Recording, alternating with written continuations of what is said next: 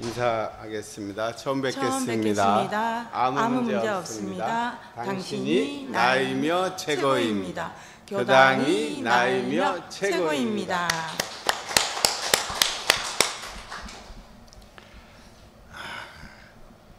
오늘 처음 뵀나요?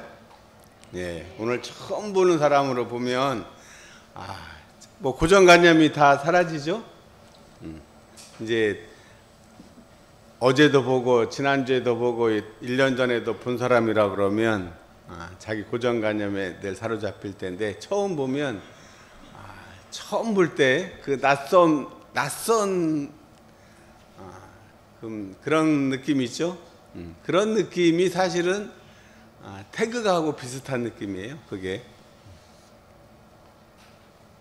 그래서 처음 보니까 아무 문제 없습니다. 문제 있는 눈으로 보지 마시고, 처음 내가 정말 어렸을 때 그 짝사랑했던 그 남자나 여자를 이렇게 만났다고 생각하면 얼마나 설레겠습니까? 그 설렘을, 가슴이 이렇게 뛰는 느낌을 한번 느껴보십시오.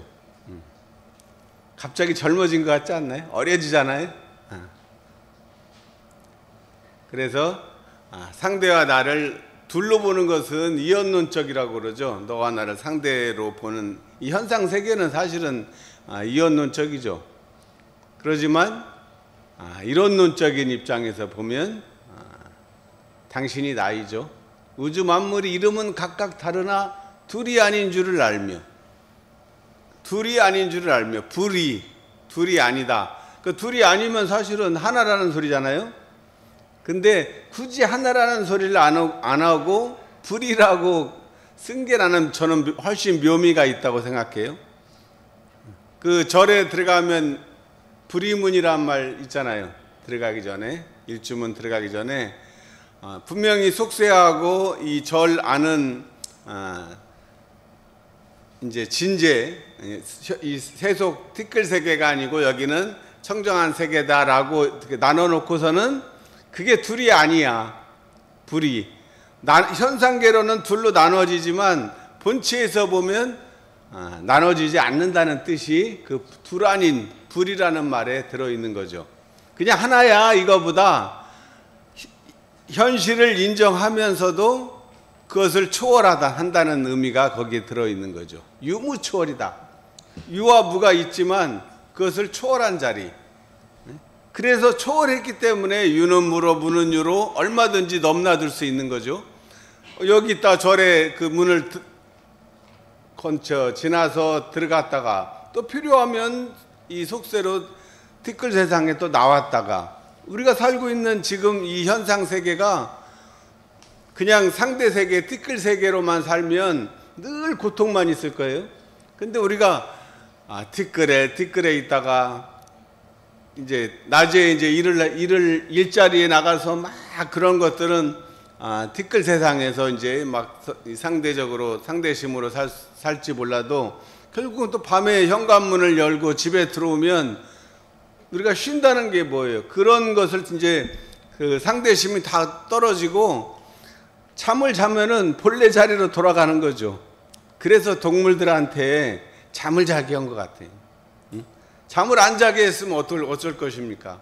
계속 그냥 24시간 만약 그 스트레스를 계속 버틴다 그러면 사람이 견디기 힘들 거예요. 그러니까 강제적으로 잠을 자게 만든 거예요. 그게 오히려 고맙다고 생각해야죠. 어떤 사람은 그럴 거예요. 야, 이거 낮에도 이렇게 돈 벌었으니까 밤에도 돈 벌면 24시간 벌면 두 배로 벌 거 아니에요. 그리고 그 논리로만 보면 낮에도 일하고 밤에도 일해야지. 근데 왜 밤에 일 안 합니까? 또 밤에만 일하는 사람은 낮에도 일해야지. 24시간 일하면 다 좋을 텐데 그러지 않게 한 뜻이 뭐냐 이 말이죠. 우리가 거꾸로 그것을 마음 세계에 대입을 하면 뭐 스트레스나 경계에 있어서도 아무리 그래도 나머지 반은 그러지 않은 세계가 있다는 거죠. 근데 우리가 너무 스트레스를 받으면 스트레스에만 집중을 해. 거기만 보고 그 반대쪽에 있다는 것을 우리가 잊어버린단 말이에요. 그래서 이 통증이 몸에 통증이 이렇게 막 쑤시고 아플 때도 아이고 아파 죽겠다 24시간 통증이 그냥 계속 지속돼 그렇게 얘기를 해요. 근데 사실은 어떻게 됩니까? 통증이 쑤시잖아요. 콕콕 쑤시면 쑤셨다 안 쑤셨다 하는 순간이 있죠. 반반씩 나눠집니다. 그러지 않나요? 계속 그런 게 아니라 아프다 안 아프다 아프다 안 아프다 하는데 아픈 거에만 집중을 하니까 24시간 아프다고 그래. 근데 그렇지 않거든요. 사실은 12시간 아프고 12시간 안 아픈 거지. 그러니까 그것을 뭐 그렇다고 해서 안 아픈 쪽에만 집중해서 한다는 건 현실적으로 뇌가 안 되지만 우리가 기본적으로 늘 한쪽에만 치우칠 때 고통이 2배가 되는 거죠. 분명히 휴식의 시간이 있는데 그 휴식의 시간을 인정하지 않음으로써 고통을 자기가 4배로 받는 거죠. 그렇게 되면 그냥 고통 반 낙반, 고반 낙반. 원래 인간 세상은 고락이 상반하다 그럽니다. 고도 50%고 낙도 50%예요. 근데 우리는 어떻습니까? 낙 50%는 잊어버리고 고만 생각한단 말이에요. 자기가 당한 고통만 생각하니까 낙도 분명히 있었는데 낙 50%를 10%로 받고 고 50%를 90% 채우니까 늘 손해보는 것 같단 말이에요. 우리가 손해보는 거 좋아합니까? 싫어합니까? 싫어하죠? 그리고 사실 우리가 상대 세계에 살면서 고통스러운 이유는 모든 것을 승패의 개념으로 생각해. 이기고 지는 거. 다 이겨먹으려고만 하죠. 응? 이기는 게 좋지. 축구도 우승한다는 게 뭐예요? 맨날 싸워서 이겨야 돼갖고 해야 우승을 하니까 이기는 자가 승자 독식이다. 이제 그렇게 표현합니다. 그리고 약육강식이요. 동물의 세계는 철저하게 약육강식입니다. 그러니까 인간 세상도 그 논리대로라면 약육강식이요. 힘 있는 놈이 힘 없는 놈들을 다 지배하고 사는 게 그게 그냥 자연스러운 거죠. 그리고 인류 역사도 옛날에는 다 그렇게 살았어요. 뭐 옛날도 아니죠. 그 약육강식이 사라진 게 우리나라만 해도 조선시대 양반 이 상놈 이게 있을 때 우리 어렸을 때만 해도 그런 경향이 많이 있었죠. 집에 머슴도 있고 뭐 다 그랬는데 요즘에는 형태는 요즘도 마찬가지인 것 같아. 크게 보면 그래도 지금은 형식적으로는 모양으로는 그런 구분이 사라졌잖아요. 물론 뭐 지금도 보이지 않는 그런 건 있지만 그래도 옛날보다 인류의 역사라는 게 뭐예요? 자유와 평등을 향해서 가는 게 인류의 역사잖아요. 자유를 보다 많은 사람이 누릴 수 있도록 하고 이 평등한 삶이 기회의 균등을 추구하는 것이 역사의 방향입니다.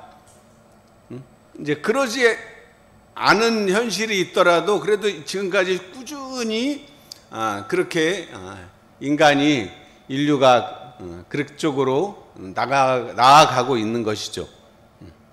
그래서 당장은 뭐 변화가 없고 오히려 못해진 것 같아도 크게 보면 결국 우상향한다고 그러죠. 오른쪽으로 위로 올라가는 중이다는 것. 그렇지만 그 올라가는 과정에서 오르락 내리락 진통이 많이 있다는 것이죠. 그리고 대종사님께서 이미 우리 미래를 어변송룡 정신의 지도국 도덕의 부무국이라고 밝혀주셨으니까 크게 볼 때 항상 우리가 어두운 부정적인 것보다 밝음과 희망으로 그 서원으로 채웠으면 합니다. 자, 감사호흡 한번 해보겠습니다. 자, 우리도 지금 맨날 숨을 쉽니까 안 쉽니까? 나는 숨을 안 쉬고 살아. 그런 사람 있나요? 안 그래? 아마 그런 사람 있으면 지금 여기 이 자리에 못 왔겠죠. 숨을 쉰다는 게 존재한다는 거예요. 존재하니까 어때요? 뭐 이러든 뭐 스트레스를 받든 갈등에 휩쓸리든 뭐 해도 내가 지금 숨 쉬고 있다는 것은 살아있는 것이에요. 살아있다는 것은 그 존재한다는 것이죠. 존재의 기쁨이 우리로 따지면 사은 중에 어디에 해당됩니까? 천지은이지, 천지은.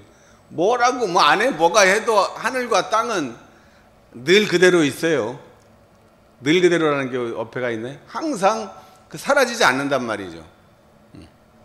자, 숨을 들이쉴 때 어떻게 들이셔요? 기분 나쁘게 들이신다, 기분 좋게 들이신다. 네. 원망하면서 들이신다, 감사하며 들이신다. 감사하며 들이신다. 예. 자, 근데 여기서 보시죠. 우리가 숨을 한 번도 안 쉰 적이 없어. 그 말은 뭐예요? 심장이 한 번도 안 뛴 적이 없다는 소리죠. 심장이 안 뛰면 갑자기 심장마비해서 갑자기 죽는 경우도 많이 있잖아요. 그러니까 숨을 쉰다는 소리는 심장이 뛰고 있다. 숨을 쉬면 산소를 들여 마시면 그 들여 마신 산소가 이를 힘으로 해가지고 피가 이제 온몸으로 이렇게 전달해 주죠. 피가 움직이려면 산소가 꼭 필요합니다. 근데 우리가 살면서 숨을 쉬는지 안 쉬는지 잘 모른다는 게 뭐라 의식을 안 합니다. 숨을 의식 안 해도 자기가 필요한 만큼 죽지 않을 만큼 숨을 들이쉬고 내쉬고 있죠. 근데 그거에 비해서 뇌를 너무나 많이 쓰기 때문에 이 피가 제일 많이 이 혈액 중에 제일 많이 쓰는 곳이 뇌예요. 뇌가 20%인가 15%인가 그걸 차지한대요. 이 모든 장기 중에서 제일 많이 차지하는 거죠. 근데 뇌는 피가 위로 올라가야 되죠. 위로 올라가려니까 힘들어요. 올라가는 거는. 내려가는 거는 좀 쉬워도 올라가려니까 힘드니까 반드시 산소가 필요해. 근데 우리가 공기가 좀 답답하다든가 산소가 부족해지면 머리가 띵하지 않습니까? 이게 산소가 부족해서 그런 거예요. 그러니까 선을 제일 쉽게 하는 방법은 내가 숨을 무의식적으로 쉬었는데 이제 알아차리는 거예요. 그냥 의식적으로 쉬는 거예요. 그냥 무의식적으로 쉬었는데 의식적으로 쉬면 산소가 많이 공급이 되겠죠. 자, 그래서 여러 가지 호흡법이 있는데 대형사님께서 들이쉬는 쉼은 조금 길고 강하게 하고 내쉬는 쉼은 조금 짧고 약하게. 그러니까 들이쉬는 쉼을 더 강하게 길게 하라고 그랬어요. 자, 그렇게 하면 그 방법이 뭐가 있을까? 제가 여러 가지 방법을 다 이제 따라서 해봤는데 제일 좋은 방법은 뭘까요? 예, 향입니다. 향. 꽃향기가 이 방법이 최고 쉽고 지속 가능한 방법이었어요. 자, 자기 안에 꽃을 하나 손에다가 이렇게 상상의 꽃을 한번 들여마시고 꽃향기를 들여마셔보세요. 꽃향기 들여마시면 저절로 길고 강하게 들여마시죠? 저절로 됩니다. 이게 저절로 된다는 데 묘미가 있어요. 사막지 자소멸. 스스로 사라지는 게 제일 좋은 거죠. 들여마시고 내쉴 때는 향기 맡다가 냄새 맡고 안 나게 하려고 하지 않잖아요. 그냥 이제 그 향을 즐기십시오. 그러면 숨이 나가게 돼 있어요. 그러면 이제 또 나갔으면 또 향을 또 들여 마시고 내쉴 때는 이제 모으면 그냥 한번 해보세요. 하면 어때요? 몸이 이렇게 이완되죠? 또 들여 마실 때는 향을 들여 마시고 내쉴 때는 그렇게 하면은 이상하네. 뭐가 향을 들여 마시고 허를 하면 하다 보니까 제 이름이 거기에 들어가지 않습니까? 그죠? 향허 그러네. 야, 이거 참. 이거 제가 이 법명을 지을 때 이거 생각하고 지은 건 아닌데 이 호흡법을 많이 이렇게 하다 보니까 내 이름이 거기 들어있네. 야, 그래서 이건 향허 호흡이구나. 허도 좋고 크 해도 되고 와 해도 되는데 이 들이쉴 때는 향기를 그게 핵심입니다. 그렇게 해서 숨을 알아차려만 주세요. 그러면 갑자기 안 하던 것이 하려면 안 되겠죠? 상관없어요. 생각날 때마다 한 번씩 해주는 거예요. 지금 한번 해보세요.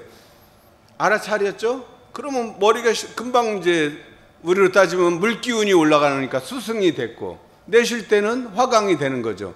그래서 만약 2단계 응용을 하고 싶으면 들이쉬었다가 내쉴 때는 불기운이 머릿속에 있던 막 그 우리가 생각을 많이 하면 불기운이 머리 위로 올라와 있어요. 이것은 막 재료가 충분해.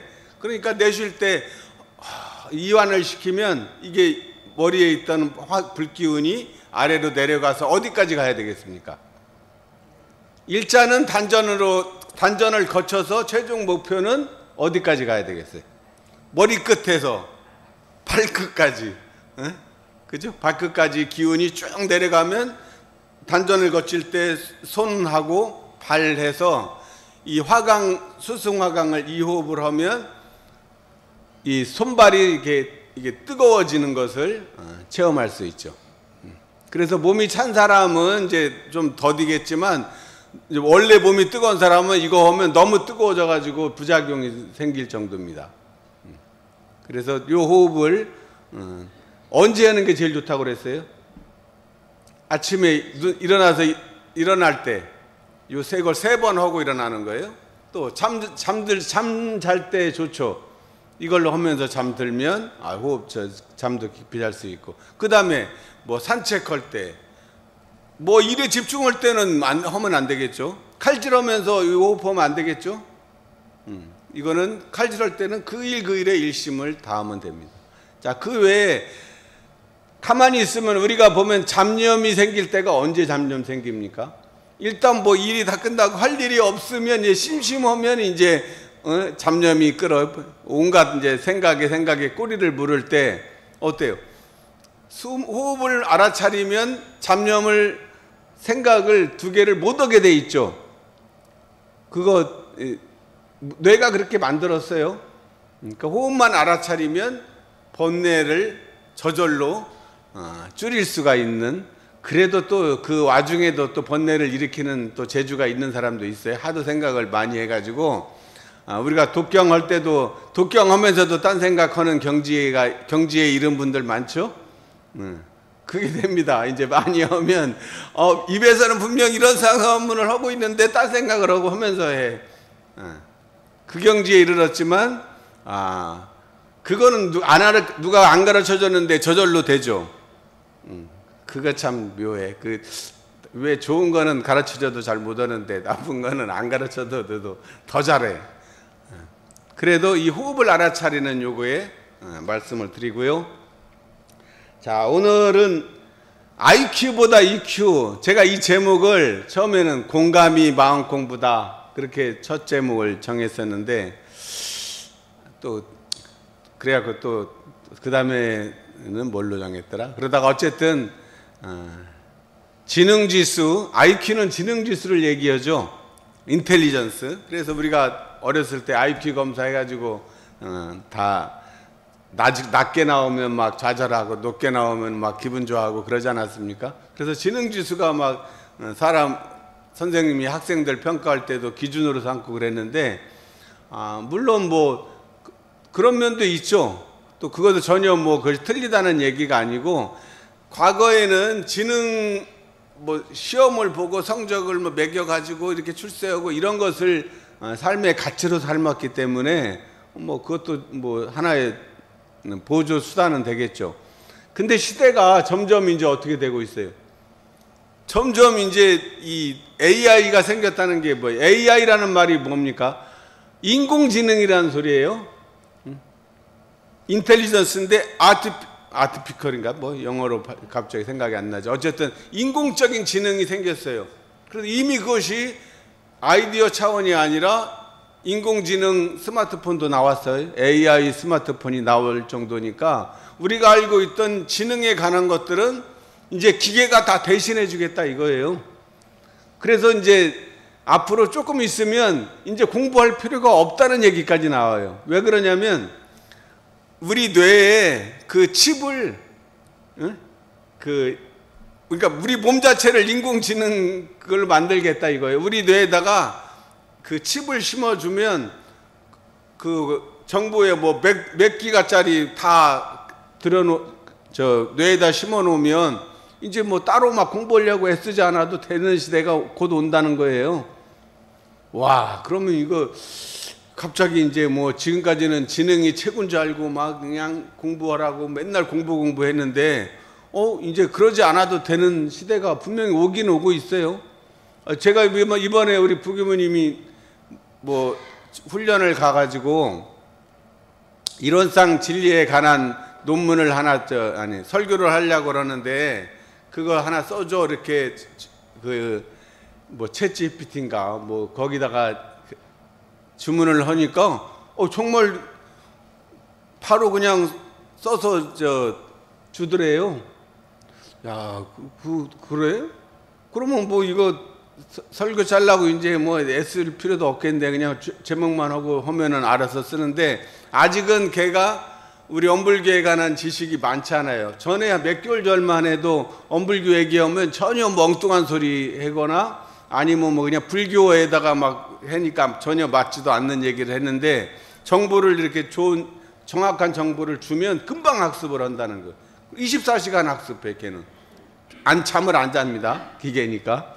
그래가지고 이제 설교를 짤 정도로 그 사이에 발전한 거예요. 그러니까 앞으로 뭐 조금 1, 2년 지나면은 정말 우리가 생각하지 못할 정도로 이제 잘 해줄 것 같아요. 그러니까 지능은 그렇게 이제 중요하지 않은 시대가 됐다는 거죠. 그러면 뭐예요? 그러면 해야 될 일이 뭐예요? 이제 머리에 지식을 쌓으려고 하는 공부가 아니라 이제는 정말 IQ가 아니라 EQ. EQ라는 것은 감정 지수예요. 감정이 높은 사람, IQ가 높듯이 감정이 높은 사람이 대접받는 시대가 될 것이다.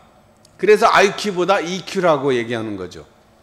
그래 감성지능이란 말이 1997년인가 이미 사실은 우리 학교 다닐 때부터 이 감성지능 그 얘기가 나왔어요. 그러다가 한동안 꽤 인기를 끌더니 또 언제부턴가 전혀 얘기를 안 하는데 우리 마음 공부가 사실은 감성지능을 높이자는 거죠. 우리 교당에 와가지고 지능지수를 높이기 위해서 교당에 오는 건 아니잖아요. 마음의 감성지수를 높인다는 말은 뭐예요? 감정을 잘 다스릴 수 있는 사람이 되자는 거죠. 감정이라는 게 희로애락 애호요가 아닙니까? 기쁘고 성내고 슬프고 즐겁고 또 미워하고, 그러니까 쉽게 말해서 좋은 감정, 미운 감정, 좋은 감정은 주로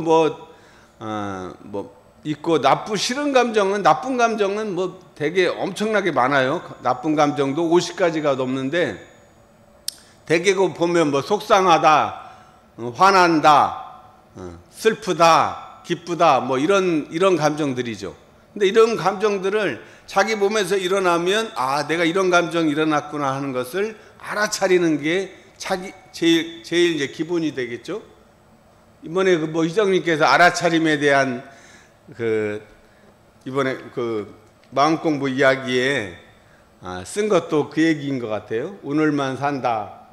제목이 오늘만 산다인데 읽어보니까 일상수행요법에서 돌리는 공부를 이제 있죠. 세우자, 돌리자, 바치자. 우리 어렸을 때 새돌바 이거 많이 하지 않았어요? 우리 청년회 때 새돌바. 근데 지금 생각해보니까 뭔 뜻인지도 모르고 맨날 세우자, 뭐 돌리자 노래만 불렀던 것 같아요. 그 돌리는 공부. 어떤 감정이 일어났을 때, 생각이 일어났을 때 이렇게 돌리는 게 그렇게 쉽지 않단 말이에요. 쉽다고 그러는데 막상 그 경계를 당해서 감정이 일어나면 그 돌리는 게 만만치 않습니다. 그래서 그 고민을 이렇게 쓴 글이에요.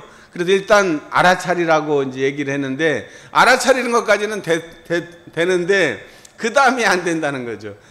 내가 그런 감정이 일어난 줄은 알았는데 이것을 어떻게 방향을 돌리는 것까지는 잘 안 된다. 그랬는데 자기가 이제 스스로 이제 물어본 거야. 왜 안 되지? 물어보니까 아마 우리 자기 뇌에서 이제 답을 줬겠죠. 그 답이 뭐냐면 내가 오늘만 산다면 어떤 심정일까? 이제 오늘 죽는 거예요. 오늘 죽든 뭐 내일 아침에 죽을지 모르지만 어쨌든 간에 오늘까지만 살고 죽는다 그러면 지금까지 내가 이제 돌리지 않을 때는 뭐예요? 내 자존심, 내가 지는 것이 싫은 거죠. 아까 말한 승패, 모든 것을 상대와의 관계를 이기고 지는 데다가 우리가 초점을 둬. 뭐 어떤 조그만 일에 사소한 일에도 내가 이것을 뭐 양보하는 순간, 상대방의 말을 받아들이는 순간, 아, 내가 졌다. 이렇게 생각하면 지는 것을 싫어하는 거예요. 그 지기 싫어하는 마음이 사실은 돌리지 못하게 하고 있죠. 근데 오늘만 산다고 생각하면 그게 아무 부질없는 거 아니에요? 오늘 뭐 죽는데 그거 사소한 것에 이기고 지고가 뭐가 상관이 있어요? 대세가 이제 죽는 쪽으로 간다면, 그러니까 말 그대로 돌리지 못하는 그 자존심 또는 뭐 그런 오기가 순식간에 사라지는 것을 체험했다. 이렇게 이런 글을 이번 주에 마음공부 이야기로 올렸습니다. 우리 교도님들이 마음공부 이야기가 지금 계속 매주 지금 올라오고 있는데 공부가 많이 되는 것 같아요. 그리고 좋은 글들이 많이 올라와서 아주 흐뭇합니다. 그래서 이 감정지수, 자기를 알아차리는 이것도 필요하고, 그 다음에 이제 소셜, 이 인간관계, 대인관계에서도 이 감정지수가 필요한 거죠. 우리가 우선 나를 알아차리고 나를 사랑하는 것이 기본이 돼야 되고, 그 다음에 이제 사람 간에 만나면 똑같은 게 또 감정이 왔다 갔다 합니다. 그 감정을 잘 다스리려면 먼저 알아차려야 되겠죠. 알아차리고 그 다음에 이제 무엇을 할 것이냐, 이 얘기가 오늘 제가 하고 싶은 얘기입니다. 그래서 소셜, 이 사람 간의 관계에서는 일단 공감을 해주자는 거죠. 공감이라는 말이 다공자에다가 느낄 감자예요. 제가 전에 한번 감사 얘기할 때 이 감자에 대해서 제가 파자를 한 적이 있는데, 이 감자는 다함자에다가 마음심자예요. 마음을 다 하는 거예요. 상대에게 온 마음을 다 한다는 말이 느낄 감자라고 이제 그 한자에 나오고, 그 다음에 감자의 또 다른 뜻이 무엇인지 잘 모르죠. 느낀다는 말이 첫 번째인데, 느낀다는 말은 고맙게 여긴다는 말이 거기에 들어 있습니다. 느낄 수 있다는 게 고마운 일이 아니에요. 내가 살아있으니까 느끼는 거잖아요. 뭐 고통이든 슬픔이든 느낄 수 있다는 것 자체가 고마운 일입니다. 우리가 통증을 못 느끼는 병이 있다고 그러죠. 그러면 우리가 너무 통증이 있으면 나는 통증만 없으면 살겠어 그러는데, 그러면 정말 통증 없는 병에 걸리고 싶나요? 통증 없는 병이 통증 있는 것보다 비교가 할 수 없을 만큼 무서운 병이랍니다. 그러면 통증이 없는 사람들은 맨날 손이 막 다 흉터투성이에요. 그냥 뜨거운 것도 뜨거운 줄 모르니까 막 그냥 하고, 아파서 이 무릎이 그냥 다 이렇게 꺾어져 가지고 다치고 막 그래도 몰라요. 우리가 통증이 있으면 아이고 이거 조심을 하는데, 안 아프니까 조심을 안 하니까 온몸이 다 그냥 살아 움직이는 화약고가 된다 이 말이죠. 고맙게 여긴다는 말이 느낄 감자에 들어있고요. 또 마음을 움직인다는 뜻도 들어있습니다. 느끼게 되면 그때 이제 마음을 움직일 수 있는 힘이 생기는 거죠. 그래서 이 공감을 우리가 못하는 이유가 뭡니까? 사람 간에 특히 이제 부부 간에 이제 이게 제일 문제가 될 때, 남자하고 여자의 차이가 제가 늘 얘기했듯이, 남자 대체적인 얘기예요. 여자도 뭐 꼭 그렇다는 건 아닙니다. 근데 대개 보면 남자들은 팩트를 중요시해요. 사실 관계를 중요시해서 어떤 대화를 하면은 그 해답을, 모범 답안을 제시를 하려고 하는 게 모르겠어요. 저절로 그렇게 되더라고요. 뭔 얘기하면 해결사 역할을 해주는 게 남자답다고 생각했어요. 저도 그렇게 삽니다. 뭐면 우리 애들도 뭔 얘기하면 막 거창하게 뭔 얘기를 해야 되는데 본론으로 안 들어가고 그냥 서론이 엄청나게 길어. 도대체는 뭔 얘기를 하려고 그런지 그게 엄청나게 고문이에요. 고문. 저 입장에서는 헐려는 얘기가 뭐야, 보면 뭔 얘기 같은데 그 얘기는 안 하고 막 잘 돌리다가 결국은 또 이제 본론 겨우 얘기해도 또 그거에 대한 또 뭐 자기 그때 막 상황이 어쩌고 막 한참 얘기하면 이제 듣다가 못 해가지고 그래 헐려는 얘기가 뭐냐. 응? 이미 나는 답을 어느 정도 가지고 있거든. 그래 그 얘기만 하면 답을 주려고 하는데 그 얘기를 안 하고 딴 얘기만 하니까 참다가 결국은 그래 헐리는 얘기가 뭐야 빨리 이제 그렇게 하면 갑자기 얘기를 안 해버려. 왜냐면 그 얘기 자체가 그렇게 뭐 중요한 얘기가 아니에요. 그거 별로 뭐 그 해결책이 꼭 필요한 얘기가 아니라는 뜻이죠. 그러니까 뭐예요? 그 얘기는 결국은 뭐 딸이나 여자들 상대적으로 상대가 저한테 하고 싶은 얘기는 나한테 해결책을 알려주세요 이게 아니고 저는 그냥 얘기가 하고 싶어요 이 얘기죠.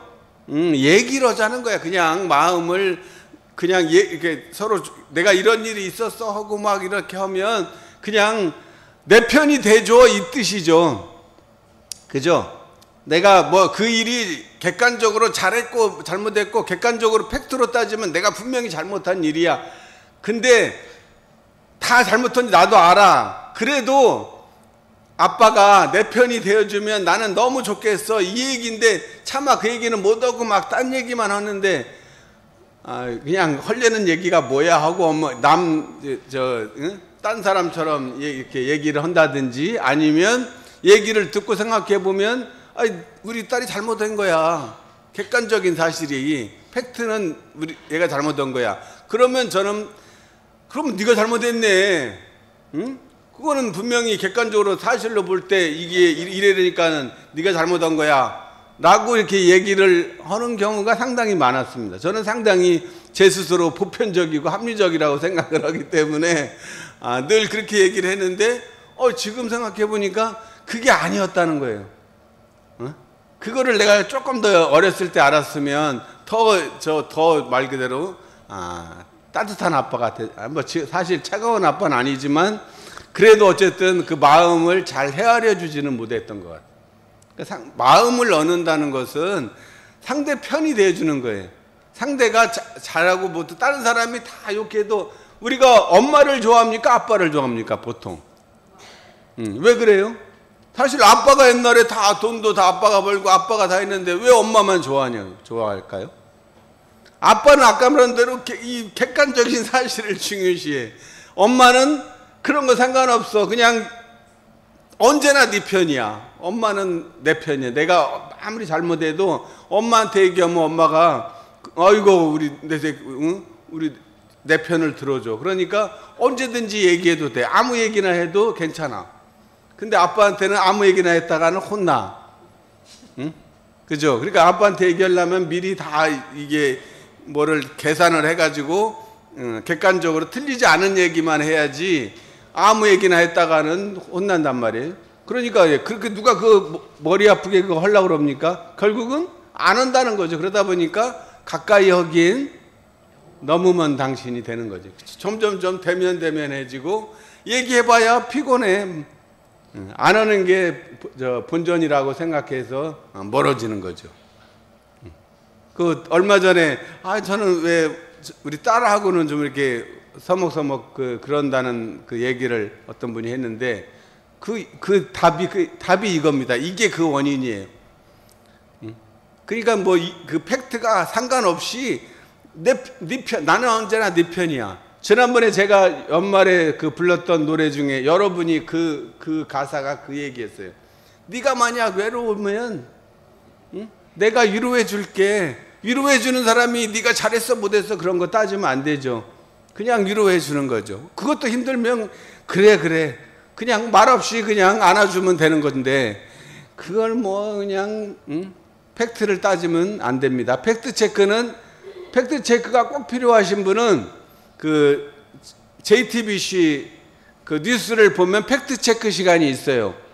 그때 그걸로 이제 대리 만족을 하시고 관계에서는 그거 하면 안 돼요. 학문의 세계 무슨 뭐 정치 이런 거 정치가 아니라 그런 뉴스나 이런 거 따질 때는 팩트가 꼭 필요하죠. 근데 인간관계 마음의 세계에서는 팩트가 중요하지 않다. 그 사람의 마음을 읽어주고 헤아려 주는 것이 핵심이라고 말씀을 드리겠습니다. 자, 우리가 또 대화를 할 때 편하게 얘기하려면 사실 아까 얘기하는 게 심판하는 거잖아요. 근데 우리가 세속에서 이 재판할 때 심판해 주는 사람을 판사라고 합니다. 판단해 주는 일을 판사라고 그러죠. 판사가 되려면 그냥 판사 안 시켜주죠. 그 고시를 합격해야 돼요. 옛날에는 사법고시를 합격해야 되고 요즘에도 뭐 로스쿨 해도 시험 보더라고요.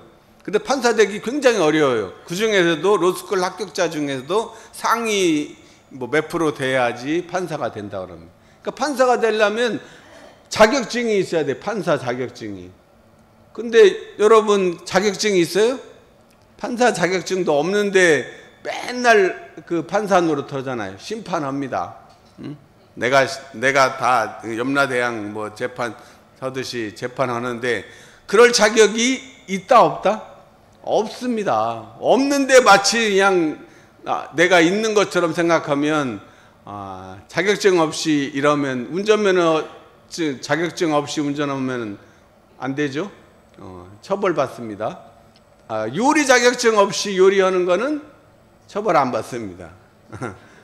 장사만 안 하면 괜찮죠.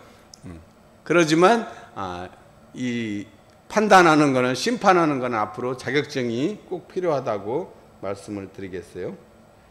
그리고 네가 만약 서러우면 어떻게 해? 서러울 때는 외로운 것보다 서러울 때는 더 항상 눈물이 동반되지 않습니까? 그래서 서러울 때면 어떻게 해준다고 그랬어요? 네가 만약 서러울 때는 내가 눈물이 될게 내가 같이 눈물 흘려주겠다는 거죠. 희로애락의 감정을 같이 함께 할 때 기쁠 때 같이 하는 것보다 슬플 때 함께 하는 것이 더 고맙지 않습니까? 그러니까 우리나라 사람도 그 애사하는 그래도 꼭 참석해야 된다 이런 그게 있죠. 슬픈 일에는 같이 해주는 게 그런 뜻이 거기에 담겨 있습니다.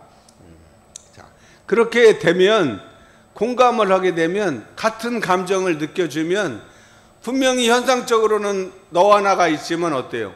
그 둘이 아닌 실제로는 몸은 둘인데 마음이 하나가 된다는 거죠.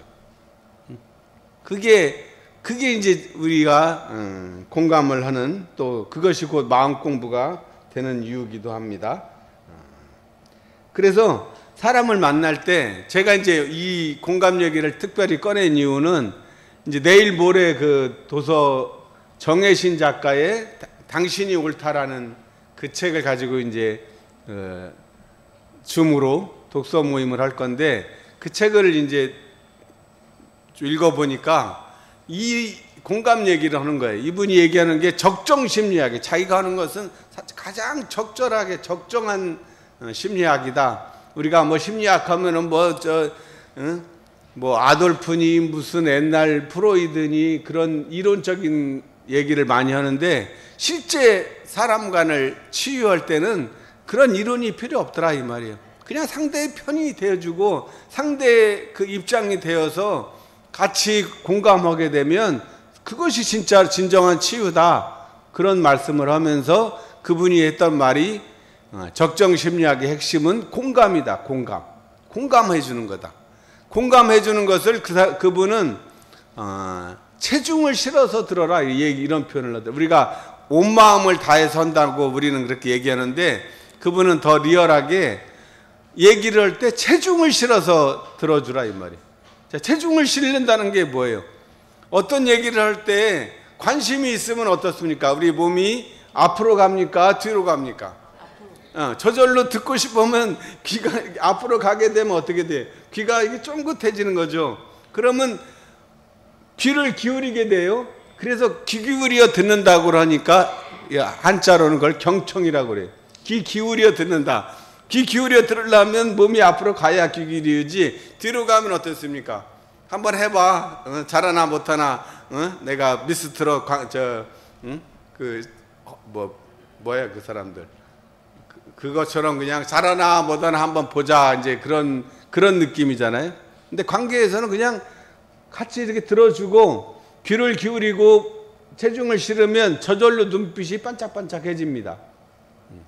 자, 그렇게 해주면 표정으로 눈빛으로 이렇게 눈빛이 반짝반짝해지고 네 말을 들을 준비가 돼 있다고 하면 이미 사실은 얘기 안 해도 다 이미 게임 끝난 거죠. 근데 우리가 싫으면 고개를 돌립니다. 그러면 벽에다 대고 우리 벽에다 대고 얘기하면 얘기하다가 그냥 저절로 그냥 안 해지죠. 그것이 답이에요. 체중을 실어서 듣는다. 그게 표현이 괜찮은 표현인 것 같아요. 체중을 실어서 듣는다. 온 마음을 다해 듣는다 그러면 온 마음이 약간 좀 추상적이잖아요. 체중을 실어 듣는다.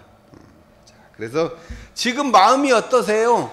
그분 얘기가 지금 마음이 어떠세요? 이 질문을 한다고 그래요. 어떤 사람이든 우리가 그 사람이 볼 때 안 좋은 사람도 지금 마음이 어떠세요? 도대체 얼마나 힘들었던 거예요? 이런 얘기를 질문을 하면 그 상대가 그냥 다 얘기를 한다고 그럽니다. 그러니까 우리도 지금 마음이 어떠세요? 아니면 그냥 요즘 마음이 어떠세요? 이렇게 물어보고 얘기를 충분히 들어주면서 그 잘 들어줄 때 그것이 마음 공부, 자기 공부가 되는 것을 우리가 알 수 있습니다.